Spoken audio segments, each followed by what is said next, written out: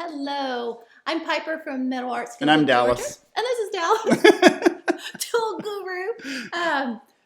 Demoing an amazing tool today. Yep. Huge shout out to Pepe Tools, generous support of our nonprofit.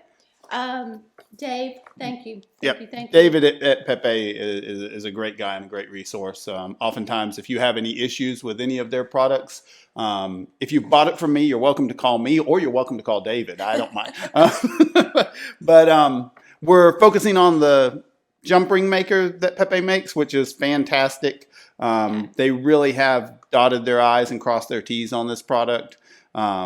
If you don't have one and you're into chainmail or you just use a lot of jump rings, you can easily save yourself the price of this tool if you're using a lot of jump rings, because jump rings are some of the most expensive ways you can buy metal.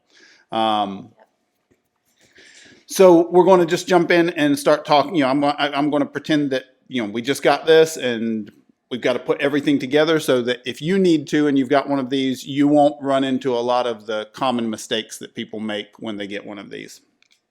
I do recommend, while you're putting it all together, just go ahead and pop your handpiece off of your flex shaft. That'll make assembling everything easier, and then we'll pop it back on. And just in case you're out there and you've never done this before, this is not a button. There's this little silver thing right there is not a button. It's just a ball detent. Do not push on that while you're taking it off. You'll just make it harder to take off. Instead, it just snaps on and snaps off. And it's on forward. Very good. That is critical with the jump ringer. Thank you. You would be amazed at how many people have come and they can't get their jump ring to work, and it turns out that they had the motor set to reverse. I love Fordham's SR motors, but that is the one downside, because it used to be the common motor for the jewelry industry was one called a CC, and it didn't have a reverse. So the extra power and the extra speed from the SR is great, but the reverse can be problematic for a lot of jewelry items. So I've just simply used my chuck key to tighten up the mandrel. This is the cutting mandrel. Now, when you put the blade on, there's going to be an arrow on one side and some type on the other side. Make sure that the arrow side is down. If you don't, it'll be just like having your motor in reverse. And then there is a key on the cap. And then you've got a screw, and it's just a Phillips head screw. Now, if you are after efficiency and you're making a lot of jump rings on an ongoing basis, you may want to actually buy an extra number 30 handpiece and just let it live inside the jump ring holder. And that way you can just pop that off and pop your other handpiece on, and you can be super efficient. I love the fact that Pepe has never been a company to just rest on their laurels. They've always improved their products over time. One of the things I like especially about this is they printed a line, well actually engraved a line here to help you line up your blade, because that used to be an issue. If you didn't get it centered just right, this is the coil holder, and this is where the cutting is going to take place. And that blade has to line up with that groove. And you used to have to fiddle back and forth to get it lined up properly. And Pepe was like, hey, we'll just show you exactly where to put it. And it's simple, additional improvement that just makes it that much easier to use. Your jump ring maker will come with an Allen wrench, and there'll be 2 set screws here. So once you get the blade lined up with that line I talked about, make sure it stays there long enough for me to tighten one of them. Don't over tighten these. You just want to snug them up. If you tighten them too much, you're just going to leave marks behind on your handpiece, and there's no need for that. And then once you've done all that, do double check that the blade falls into that groove right there. That's what we want. So this is the coil holder.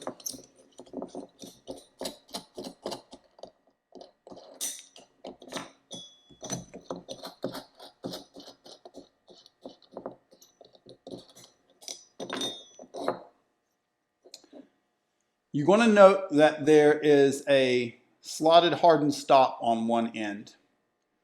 When you go to cut, you're always going to start at the other end and you're going to pull to that. Again, that was another brilliant addition. The early versions didn't have this. And that keeps your coil from falling over as you're cutting. So you're able to cut all the way to the end of the coil. Early versions of this tool didn't have that, and as you get to the very end, you'd always end up wasting a little bit of silver wire because the last few jump rings would sort of fall over and get chopped up and wouldn't be usable. The top has this reinforced area here, so when we do snug it down onto our coil, it provides nice even pressure. You don't have to cinch these up a lot, you're just going to snug them. But we'll get to that because first, we're going to go ahead and make a coil. I've got a piece of what looks like maybe 14 gauge wire here. The coil mandrels, all the larger ones, will have a hole in them, and that's great because it makes it really easy to start your coil. You will note as they get smaller, that hole goes away, and that's just a practical matter. If you put a hole through one of these, then you would weaken it and it would probably break where you drilled the hole. So they don't do that on the small ones. And when you get to those small ones, I would recommend just sort of sticking the wire into the space between the jaws and you can coil like that. You'll have a little bit of straight part that won't get used as jump rings, but it'll work just fine. And that can just get used as casting grain. So I've fed it through the hole and now I'm just turning.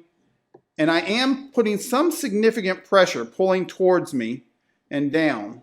And I want to keep it really nice and even. So I pay close attention to what I'm doing while I do this.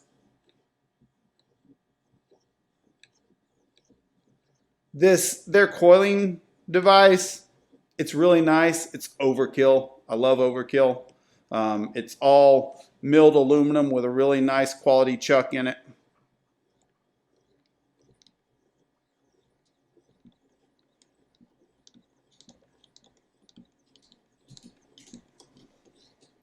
You can take this right up to the end.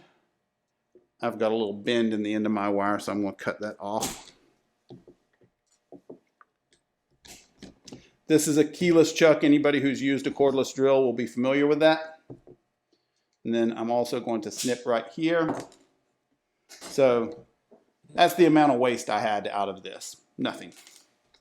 This slides off, slides into here, and then you press it up against the stop that we mentioned earlier.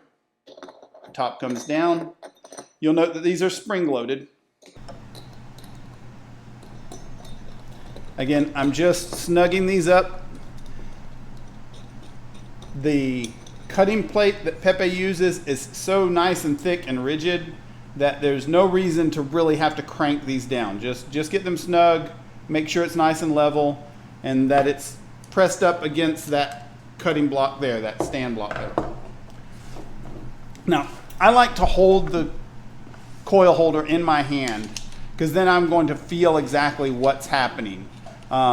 This tool is very safe. You would be hard pressed for your hand to get engaged with the blade. That's what this guard is all about. Short of running the blade and doing this with your finger, you're going to be safe. So just when you're holding this, and I know some people are more comfortable mounting it or putting it in a vise, and if you prefer to do that, that's okay. But I like the feedback I get from what I'm doing. Now, the one thing that my preference is a little different than Pepe. They supply you with their lube, and I love their lube for drill bits and for burrs and things. This is one application where personally I like a liquid lube better, and so I'll just run that down the line. And now I'm gonna pick up speed. I want to be a little more than you don't need to be full speed, but it's better to be a little too fast than a little too slow when you're cutting the coil. When you go to cut, if you get a little bit of smoke, that's okay. If you get a lot of smoke, then either you've got your machine set to reverse or you are running too fast. So here we go.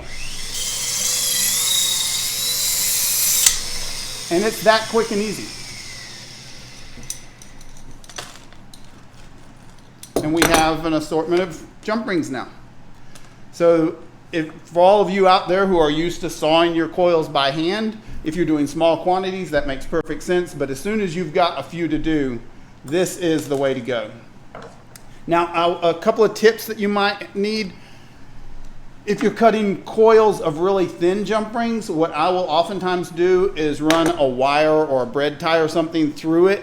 And that way, after I've cut the coil, they're still all intact on that wire or bread tie. And then you can take them, especially since I do like to use a liquid lube, that'll be on my jump rings. And I can take them then while they're still all coiled up, drop them in my tumbler, especially because these blades, there's no way for you to see this, but this is an incredibly clean joint right here. There is no burr or anything, and that's what it's like when you've got a brand new blade. If you're as frugal as most of us are, you'll probably use a blade a little past what you should, and you're going to get a little bit of burring on there, and that's why I love just tossing the jump rings in a tumbler. But that's easier to, if you just throw loose jump rings into a tumbler, you're going to be cursing me for the rest of the day because you'll be picking them out for the rest of the day. So if you do the trick where you run the wire through it, you can just throw the whole bunch in there. That doesn't make as a pleasingly dramatic visual as these do when they fall loose. But that's a tip I would recommend. Again, we can't thank Pepe enough for their support of the Metal Arts Guild here in Georgia, and we really do.